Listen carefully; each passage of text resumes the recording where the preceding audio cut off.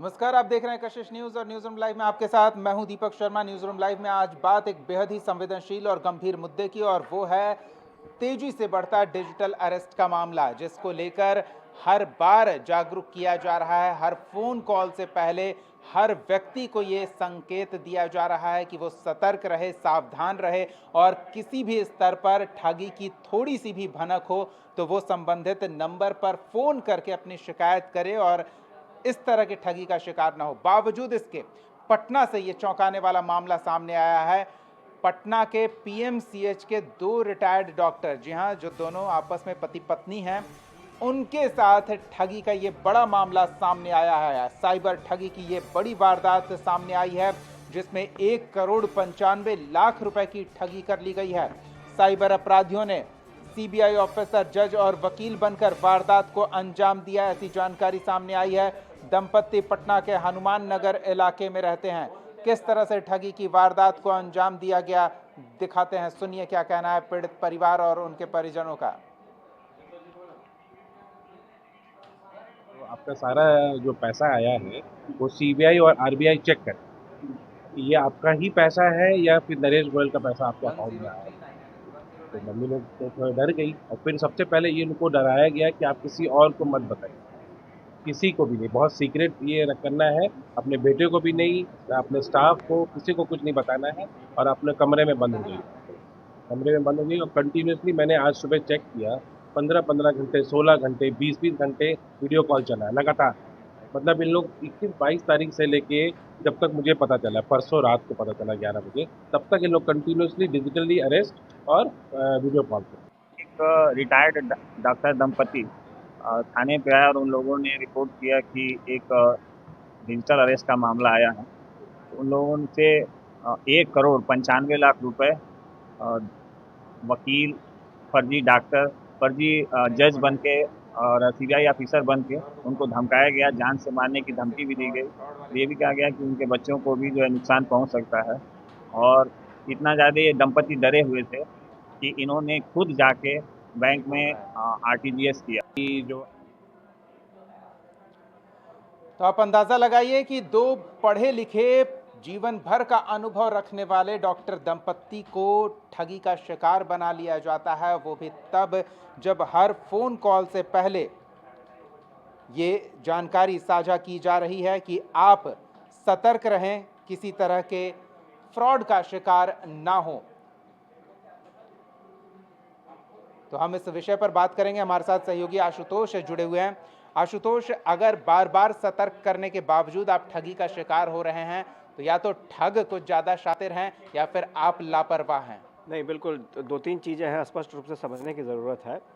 मामला ये है कि सबसे ज़्यादा पहले ठग किसको शिकार बनाते हैं? ठग शिकार बनाते हैं जो पढ़े लिखे लोग नहीं हैं उनको बनाते हैं, जो बुज़ुर्ग हैं उनको बनाते हैं। इसमें भी वही हुआ है, बुज़ुर्ग दंपति थे, पीएमसीएच में थे, काम कर रिटायर हो गए। दूसरी चीज़ है जो करप्शन में लिप्त कभी रहे होंगे, क्योंकि आप अगर बेहतर तरीके से ज़िंदगी जिए हैं, पाक साफ जिए हैं, तो आपको डरने की ज़रूरत नहीं है। आपके पास सीबीआई का कॉल हो, आपके पास पुलिस का कॉल हो, किसी का कॉल हो, ठीक है, बात करते हैं, पुलिस स्टेशन जाएंगे, हम सब चीज़ करेंगे।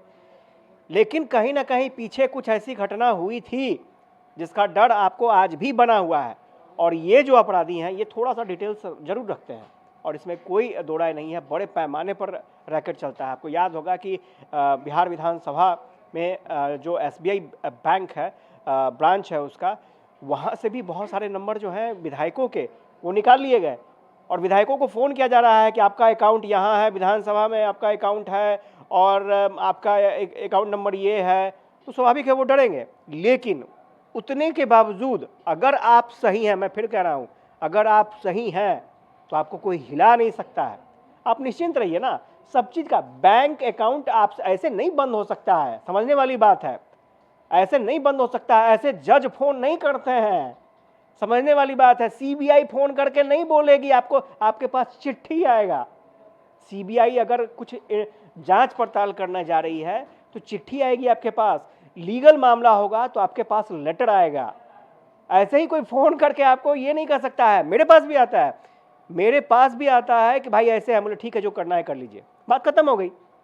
मेरे साथ एक इंसिडेंट हुआ, स्मार्ट प्रीपेड मीटर लगाया जा रहा था और जो मीटर लगा रहा था वो खुद कह रहा था कि आप मुझे इतने पैसे दीजिए, मैं ऐसी व्यवस्था कर दूंगा, मीटर बंद हो जाएगा, ये हो जाएगा, वो हो जाएगा। क्योंकि मैं जर्नलिस्ट था, मुझे पता था कि ये क्या होता है, और मैंने कहा कि नहीं, जो मीटर लग रहा है वैसे ही लगाइए। और ये लोग बाद में इंक्वायरी के बाद पता चला कि ये लोग क्या करते हैं, मीटर आपका वो कर देंगे, मशीन लगा देंगे और बाद में विजिलेंस को फ़ोन कर देंगे किसके यहाँ चोरी हो रही है, या तो फिर उससे वसूली कीजिए। तो ये पूरा नेक्सस है। सबसे अच्छी बात ये है, आपको समझना होगा, आप खुद ईमानदार रहिए, ईमानदारी के साथ रहिए। चोर, डकैत, सीबीआई, जज कोई कुछ नहीं कर सकता है। ये बिल्कुल सिंपल सी बात है। ये जो दंपति है, मुझे देख के हैरानी हुई, पीएमसीएच के डॉक्टर थे। भाई आपको किस बात की डर है? कहीं कुछ ऐसा है क्या? डरने की जरूरत नहीं है, आपको समझने की जरूरत है। मतलब साइबर फ्रॉड भी उन्हीं लोगों को शिकार बनाते हैं जिनकी दाढ़ी में तिनका नजर आ जाता है। बिल्कुल, बातचीत से पता चलेगा। जैसे ही सीबीआई का आएगा ना, वो कांपने लगेंगे। जैसे ही थाना से फोन आएगा ना, वो कांपने लगते हैं। जज बनकर फोन किया, सीबीआई बनकर फोन किया, पुलिस बनकर फोन किया। अभी तो केंद्र सरकार की तरफ से जागरूकता अभियान भी चलाया जा रहा है कि भाई ऐसे फ़ोन कॉल्स आते हैं तो आप सचेत रहें और तुरंत इस नंबर पर आप कॉल करें। डरने की ज़रूरत नहीं है। डरेंगे क्यों? आप माफ़ कीजिएगा, आप ईमानदार नागरिक हैं, आप टैक्स पेयर हैं, सब चीज़ बेहतर तरीके से करते हैं, फिर डरने की ज़रूरत नहीं है। क्या कार्रवाई की गुंजाइश बन रही है? साइबर ठगों ने मुंबई कोलाबा में वहां एफआईआर दर्ज हुआ है। पटना पुलिस इस डॉक्टर दंपत्ति को क्या सहयोग करेगी? साइबर टीम क्या कर रही है? नहीं, बिल्कुल, साइबर टीम, चूँकि ये एक नई चुनौती पुलिस के सामने आई है और यही वजह रही कि आपने देखा कि साइबर सेल को लेकर के अलग-अलग जिलों में सेल का गठन भी किया गया है।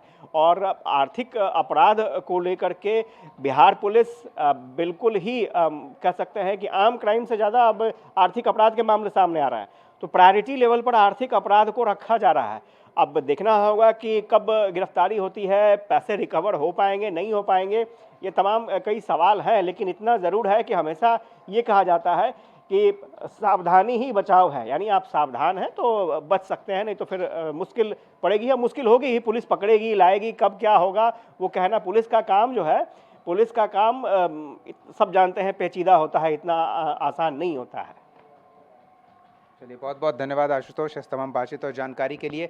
तो देखिए, आप किसी को भी फ़ोन मिलाते होंगे तो आपको ये संदेश दिया जाता है कि कोई जज बनकर, कोई सीबीआई बनकर, कोई विजिलेंस बनकर अगर आपको फ़ोन करता है, आपके किसी परेशानी को लेकर, आपके परेशानी के समाधान को लेकर आपसे संपर्क करता है, तो आप घबराएं नहीं, परेशान ना हो। आपको अगर डराया धमकाया जाता है तो फ़ौरन 1039 पर कॉल करके आप इसकी जानकारी साझा करें और इस तरह के किसी साइबर ठगी के, डिजिटल अरेस्ट के, किसी भी ठगों की इस कवायद को कामयाब न होने दें। आपकी सतर्कता ही आपकी सुरक्षा सुनिश्चित करेगा। तो ऐसे में सतर्क रहें और पुलिस के पास जाने से न हिचकें।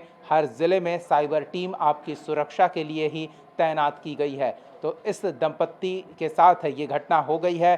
हर दिन हज़ारों लोग इस तरह के साइबर फ्रॉड का शिकार होते हैं, लेकिन आपको सतर्क रहना चाहिए। इस तरह के किसी फ़ोन आने पर तुरंत संबंधित अधिकारियों से संपर्क करना चाहिए। चलिए आगे बढ़ते